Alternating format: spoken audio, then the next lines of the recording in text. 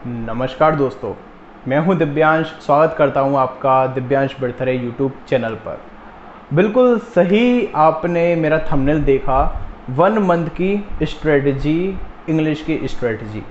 तो थोड़ी सी बात मैं यहाँ पर क्लियर कर देता हूँ। जो ये स्ट्रेटजी है ये उन लोगों के लिए जो पहले से पढ़े हुए हैं, जो कम से कम 4 से 5 महीने से अपनी तैयारी कर रहे हैं। ये स्ट्रेटजी उन लोगों के लिए बिल्कुल नहीं है जो अभी अभी अपनी सुप्त अवस्था से उठे हैं और अभी उनको याद आया है कि 1 महीने के बाद में क्या है, एग्ज़ाम है। तो ऐसे लोगों के लिए स्ट्रेटजी बिल्कुल भी नहीं है। तो स्ट्रेटजी है क्या? देखिए, स्ट्रेटजी है क्या, स्ट्रेटजी तो मैं आपको बता ही दूंगा। उससे पहले एक चीज़ बड़ी ही ध्यान से सुनिएगा। हो सकता है कि आप में कुछ परिवर्तन आ जाए मेरी बात सुन के, क्योंकि जो मैं आपको बात बताने जा रहा हूँ उसको जितना अपने अंदर तक, दिल तक आप ले जा सकें उतना ले जाना। क्या होता है कि आप लोग काफ़ी आगे पहुंच गए हो पढ़ते पढ़ते, ठीक है। जो लोग भी ऐसे पढ़ाई कर रहे हैं, जो सच में जिनको जॉब की ज़रूरत है और बहुत ही ज़्यादा अर्जेंसी है और जिनका एक ड्रीम भी है गवर्नमेंट जॉब को प्राप्त करने का। कई बार क्या होता है, स्टूडेंट इतना आगे चला जाता है लेकिन फिर पता नहीं अचानक से उसके दिमाग में क्या आता है, या तो वो डिप्रेस हो जाता है या कुछ रीज़न की वजह से बिल्कुल वह मंजिल तक पहुंचते पहुंचते ही पीछे हो जाता है। और इस वजह से क्या होता है, उसको फेलियर का सामना करना पड़ता है, वह अनसक्सेसफुल हो जाता है। एक बात मैं पूरे एक्सपीरियंस के साथ कह सकता हूँ, आप यदि विफल होते हैं, अनसक्सेसफुल होते हैं, यदि आपका एग्ज़ाम नहीं निकलता, उस चीज़ का आपको इतना ज़्यादा दुख नहीं होगा जितना आपको दुख होगा आपका जो सहपाठी, जो आपके साथ में पढ़ाई कर रहा था, यदि उसका सिलेक्शन हो जाता है। तो इस बात का आप लिख के लीजिए, लिख के आप मुझसे ले लीजिए इस चीज़ को, कि इस चीज़ का सबसे ज़्यादा दुख हमको होता है। और आप फेलियर को क्यों प्राप्त करते हैं, उसका सबसे बड़ा कारण ये है कि आप या तो ओवर स्मार्ट हो जाते हो, या फिर किसी चीज़ के कारण आपका माइंड डाइवर्ट हो जाता है, जबकि आपकी पढ़ाई अच्छे से चल रही है। और अब चूंकि 1 महीना बचा हुआ है तो इसको कंटिन्यू करता हूँ कि अब आपको क्या करना चाहिए 1 महीने के लिए, ठीक है। तो 1 महीने के लिए सबसे बेस्ट तरीका ये है कि आप, चाहे आप किरण पब्लिकेशन की बुक ले लीजिए या फिर आप एमबी पब्लिकेशन की बुक ले लीजिए इस टाइम पर, ठीक है। इन दोनों बुक को लीजिए, साथ में आपने जहाँ से भी पढ़ाई की है, या आपने सेल्फ स्टडी की है, या आपने किसी के पेड सब्सक्रिप्शन से पढ़ाई की है, जो भी नोट्स आपने रेडी किए हैं उनका रिवाइज। आपको क्या नहीं करना है, आपको नहीं करना कोई भी नई चीज़ की पढ़ाई।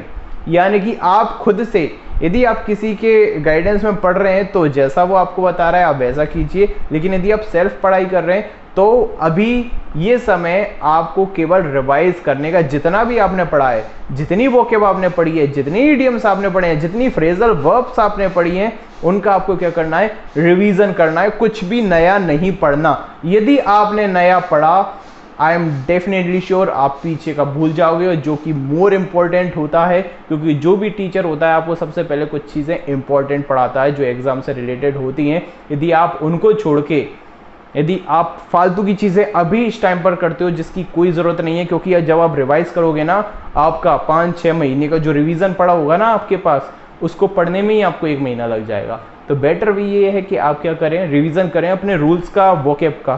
प्लस एक चीज़ कैसे करनी है, देखिए, चाहे आप किरण पब्लिकेशन कर रहे हैं, चाहे आप एमबी पब्लिकेशन कर रहे हैं, आपको एक रजिस्टर लेना है, ठीक है। जैसे कि फॉर एग्जांपल मैं आपको दूं, आपको मान के चलो आप एमबी पब्लिकेशन का सेट कर रहे हो, तो आप देख लीजिए कि इस सेट पेपर में कितने क्वेश्चन है। फॉर एग्जांपल 50 क्वेश्चन है, तो एक रजिस्टर लीजिए, वहां पर पूरी काउंटिंग डालिए, 1 2 3 4 5 6 7 8 9 10 ऐसे करके पूरी की पूरी आप काउंटिंग डालिए।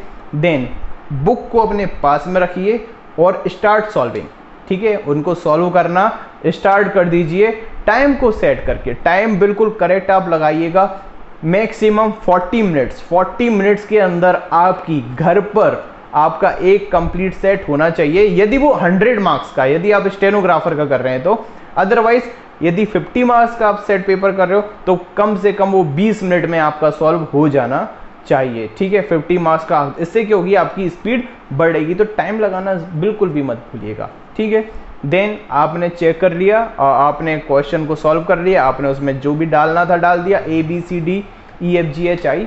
देन अपने सॉल्यूशन से आंसर चेक कीजिए आपके कितने क्वेश्चन सही हैं और कितने क्वेश्चन गलत हैं। देन आप मार्किंग कीजिए माइनस मार्किंग के साथ में, ठीक है।